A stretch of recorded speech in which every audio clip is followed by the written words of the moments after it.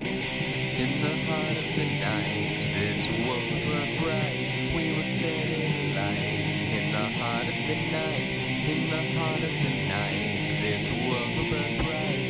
We will set it alight. In the heart of the night.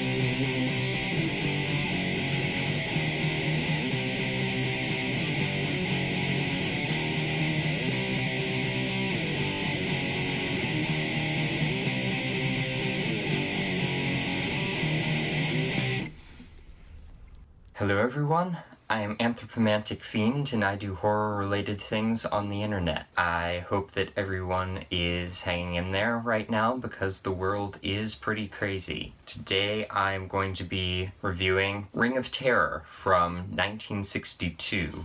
I've gone back to black and white now, which I am not sad about. I really love black and white horror, especially when it's good. This movie, you'll see. This movie follows a college student named Lewis. He seems to be this really sort of fearless guy in certain situations. He deals with a rattlesnake at one point without even flinching. He sits through a whole autopsy and is seemingly unfazed, but he's got some emotional dark stuff from his past, and it comes back to haunt him, and we eventually find out what he fears, and it comes after him. That's the whole movie. It's this guy dealing with his one greatest fear. The movie has a decently spooky soundtrack. It's not anything particularly remarkable, but it was good. It had a really nice use of pipe organ that I enjoyed. It had some good dynamics to it as well. It was very sort of big and bombastic in places, but also more restrained and somber in places, which I enjoyed. In some places, it was a little bit choppy. They would sort of cut the soundtrack in a way that didn't feel natural. That was more at the very beginning of the movie, though. It didn't seem to be much of an issue throughout the rest of the movie. And throughout the movie, on the college campus, there's a lot of people listening to jazz music, which added this nice background element, and it was decent music. There's a band on the college campus with a sign above them that says "Ye Campus Cool Cats," which I thought was hysterically funny. That might be an exaggeration, but it was still funny. There's a scene where people are dancing while Ye College Cool Cats are playing in the background, and at first I was angry because they were playing some fairly upbeat jazz and these people were slow dancing in front of them, and I was just like, at least try. But then they cut back later and they're all dancing in a appropriately upbeat fashion, but I was still just like, what? I don't understand. Why are you slow dancing here? Visually,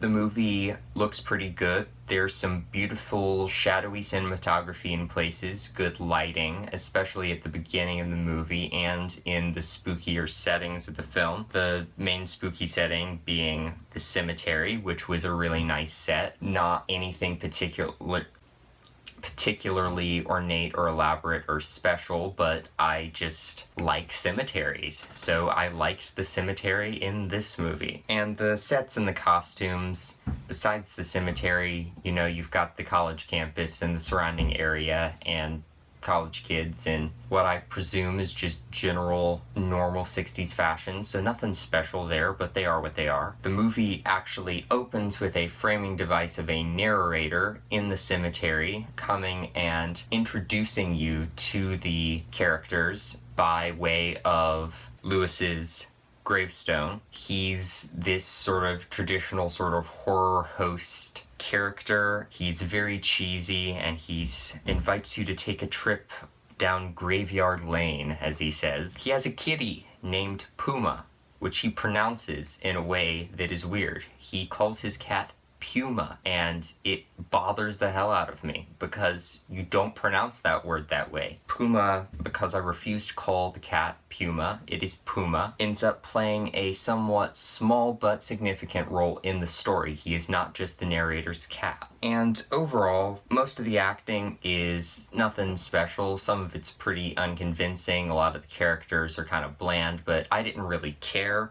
The characters were, again, kind of bland, very clean-cut, sort of too wholesome for their own good in a lot of ways, but they were all likable and I cared about them to some extent, so it didn't really bother me. Going back to the narrator and his cat Puma, at the very beginning of the movie, we spend like a good 2 or 3 minutes just watching the narrator look for his cat and just calling out Puma and just looking for his cat who is apparently lost in the cemetery. That is how we are led to the gravestone of Lewis. We just spend such a long time just watching the narrator look for his cat, which we did not need to see, but I thought it was amusing, at least. And Puma is very cute. There is a very long autopsy scene in the movie, which is necessary to the story, but it goes on so long, and this is a 60s movie, so there's no gore. He's just describing, and now we're going to cut into this artery or this part of the body and expose this thing, and then we just see the kind of over-the-top sickened reactions of everybody, and Lewis just sort of sitting there going, oh, yeah, interesting, and just not being fazed by any of it. I know they kind of need to bring that into play to give us the fact that he's not really scared of much of anything, it seems, or he tries to play it off that way, because that is the big thing with his character. He's obsessed with fear and sort of this lack of it. He's reading a book on the psychology of fear at one point. On his gravestone, which we see at the beginning of the movie, it even says he feared not. So that's like the big bit of character development that we get. At the same time, there is a traumatic childhood event that happened to him that is really the crux of the horror in the story, and it is sort of this obsessive, haunting thing in almost an Edgar Allan Poe way, like how the narrator in The Telltale Heart is obsessed with the eye of the old man who he's staying with, and that just sort of drives him crazy. It's in that Poe tradition of a character who is just troubled by this one specific thing that leads them down this path. That autopsy scene drives that point home pretty fast, and they even talk about it later. It wasn't really necessary to see that long of an autopsy scene. There are two characters in particular who are bigger folks, and they are just the butt of a bunch of fat jokes throughout the whole movie. That is their whole character, and I hate that. They are played as good people with a lot of conviction about who they are, and they're proud of that, and that I liked, but they are just the butt of a million different jokes. There's just this joke about them constantly eating, but also being obsessed with weight loss, and it was not good, and it made me angry, so that I really didn't like about the movie. Probably the worst thing about it. After the autopsy, the college kids in the fraternity decide to give him an assignment to basically initiate him into the fraternity. It involves the cemetery and some morbid stuff. College kids. It's played as they're doing all this stuff all in good fun, and there's other things that they require other people to do. They kind of come off as assholes a little bit, but ultimately it's all in good fun. But what they do to him is not okay. But I'll get to that in the spoilers. There's a relationship that Lewis is in that's kind of forgettable, although there's a little bit of relationship turmoil that comes up because she thinks he's just trying to play the tough guy a little bit too much and not be afraid of anything. We see him talking about his nightmares and what he's afraid of, and I'll get to what his sort of dark past is like in the spoilers. This movie is a slow burn.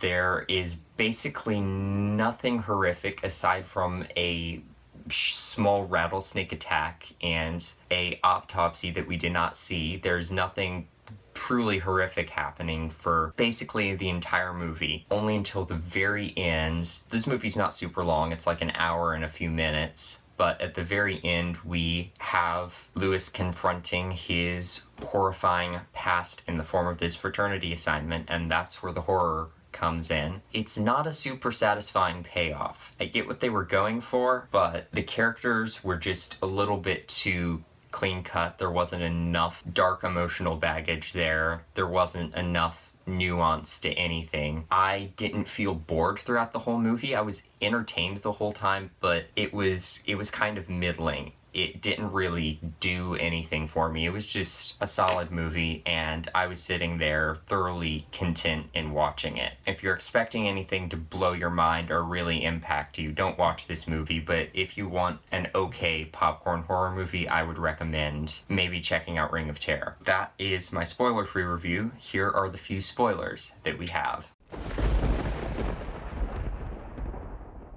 Lewis's dark past thing is that when he was a kid, his grandfather died, and his grandfather had his casket placed inside the house for whatever reason, and it was like an open casket. His parents, because they are terrible parents, decided to tell him that if he didn't behave, grandfather was gonna get up out of the coffin and punish him accordingly. So then they turned the lights out, and he was just petrified and was waiting for something to happen with his grandfather, and he was terrified that the corpse was going to get up and reprimand him. So that is stuck with him his entire life. The fraternity decides he has to go and fetch this ring that we've seen on the hand of the autopsy patient and bring it back to the fraternity. So he goes to do that, and when he does, Puma is inside the mausoleum and meows and freaks him out while he's opening the coffin, and his coat gets snagged on the hand of the corpse, and he thinks that the corpse is grabbing him, and he dies of fright, and that's how the movie ends. Kinda underwhelming, but Puma is the culprit, and I liked seeing Puma again because Puma is cute. It wasn't a bad movie.